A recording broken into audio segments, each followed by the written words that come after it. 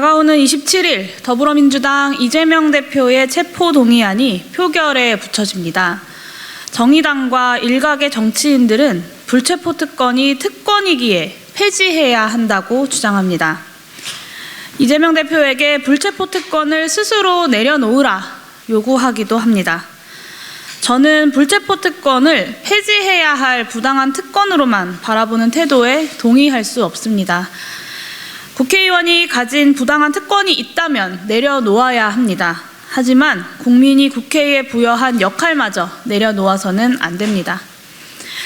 입법부는 국민의 대표로서 행정부를 견제하고 감시할 의무가 있고, 이를 위해서는 의정활동의 독립성이 반드시 보장되어야 합니다.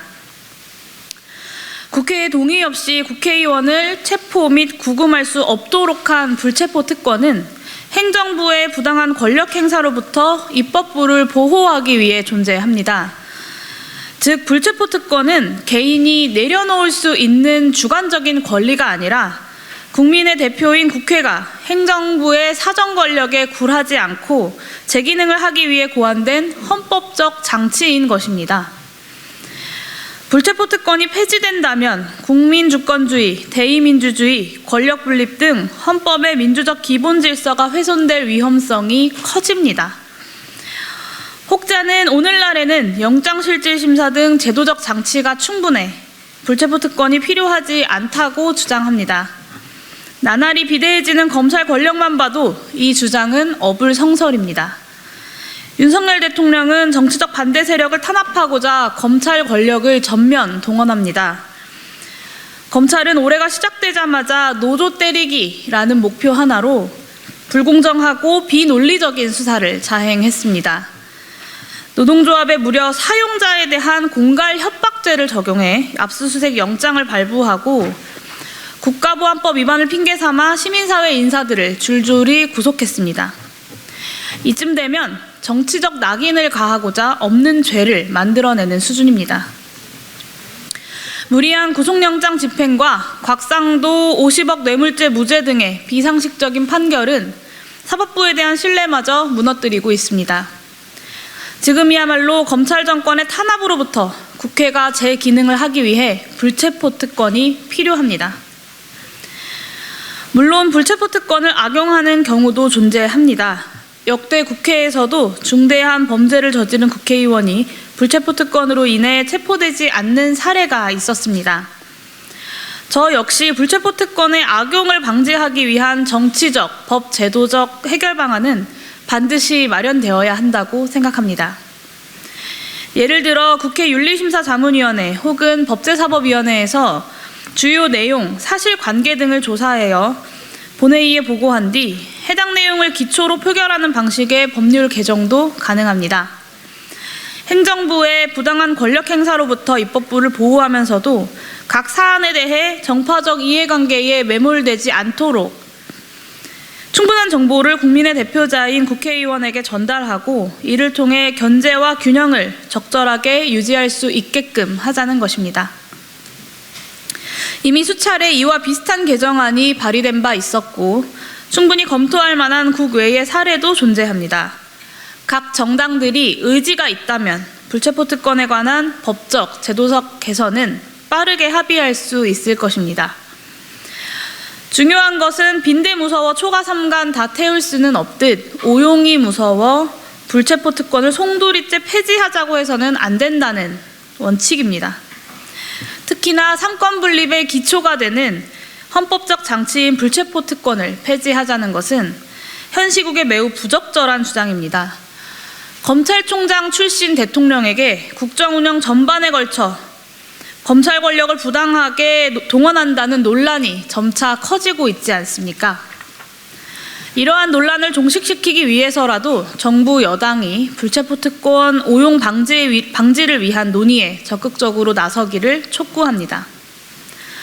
다음으로 불체포 특권에 대한 입장과 이재명 대표 체포 동의안에 대한 판단은 별개의 사안입니다.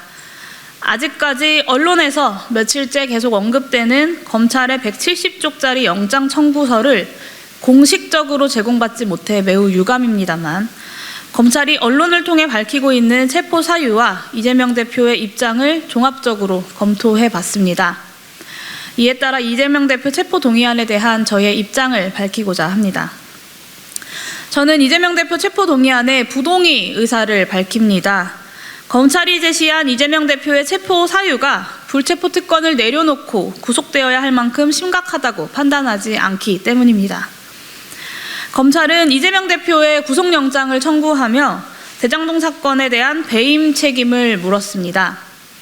그러나 이를 뒷받침할 설득력을 갖춘 물증과 타당한 법리는 단 한 차례도 제시되지 못했습니다. 기어이 구속영장까지 청구한 검찰의 무리수를 통해 확인할 수 있는 것은 기소를 위해서라면 무엇이든 하겠다는 정치 검찰의 면모뿐입니다. 또한 국민의 기본권 침해를 최소화하기 위해 피의자에 대한 인신 구속은 극히 제한적으로 이루어져야 합니다. 형사소송법 제70조에 따르면 구속의 사유는 피의자가 일정한 주거가 없거나 증거를 인멸할 염려가 있거나 도주할 우려가 있을 때로 한정됩니다. 이재명 대표는 제1야당의 대표이자 국민의 대표인 국회의원입니다. 주거 부정이나 도주 우려의 가능성이 현저히 떨어집니다. 뿐만 아니라 검찰은 이미 수백 번의 압수수색을 진행했으며 경기도청 등에 대한 무분별한 압수수색으로 비판의 대상이 되기도 했습니다. 증거인멸의 우려 역시 매우 낮다고 판단합니다. 체포동의안이 부결된다고 하여 수사나 기소 자체가 불가능해지는 게 아닙니다. 불체포 특권은 불수사 특권이나 불기소 특권이 아니므로 언제든지 유죄가 확정되면 그 형을 집행할 수 있습니다. 체포동의안 가결을 통해 인신을 구속할 게 아니라 재판을 진행하는 과정에서 유무죄를 가리면 됩니다. 구속을 통한 증거 확보의 필요성보다 피의자의 대항권과 인권 보장의 가치가 더 크다면 구속영장은 발부되어서는 안 됩니다. 누가 보더라도 이재명 대표의 경우는 구속의 필요성이 현저히 낮은 케이스입니다. 국민 대부분이 상식적으로 판단할 수 있는 상황임에도 불구하고 검찰만 구속이 필요하다고 떼를 쓰고 있습니다. 구속영장 청구의 의도가 증거 확보에 있지 않다는 의심이 들 수밖에 없습니다. 저는 이번 체포동의안은 야당을 위협하고 국회의 의정활동을 위축시키려는 데 목표가 있다고 봅니다. 국회의 존재 이유는 국민을 대표해 정부를 감시하고 견제하는 데 있습니다. 국회가 수사기관을 동원해 정치적 반대 세력을 억누르려는 이 윤석열 대통령의 검찰 권력에 순응해서야 되겠습니까? 이미 국민 다수가 검찰 수사의 불공정함과 사법 시스템에 대한 불신을 호소하고 있습니다. 체포동의안 부결이야말로 국회에 대한 국민들의 신뢰를 회복하는 출발점이 될 것입니다. 또한 체포동의안 부결을 넘어서 검찰의 불공정 수사가 아닌 국회 차원의 특별검사 도입을 다시 한번 촉구합니다. 이재명 대표의 체포동의안으로 촉발된 불체포 특권에 대한 논의가 지금의 민주주의 위기를 성찰하고 균형과 견제의 과정을 충실히 보장하는 방향의 법 제도적 개선으로 이어지기를 진심으로 바랍니다. 또한 저 역시 국회가 검찰 정권에 맞서 민주주의를 지키기 위해 해야 할 일을 끈질기게 찾아가겠습니다.